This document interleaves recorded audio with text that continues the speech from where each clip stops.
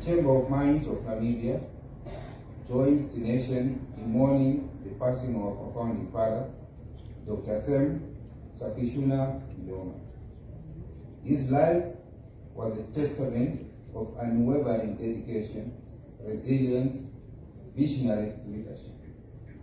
As the first president of an independent Namibia, Dr. Nyoma's tireless efforts and sacrifices laid the foundation for the independence and development of our beloved nation. Dr. Nyoma's commitment to the liberation struggle and his profound impact on Namibia's journey to independence will forever be etched in our history. His leadership extended beyond the political realm, fostering unity, reconciliations among Namibians. His vision for a strong, united, progressive Namibia continues to inspire us all today. The Chamber of Mines acknowledges Dr. Nyoma's significant contributions to the mining sector, which has been the cornerstone of the Namibian economy.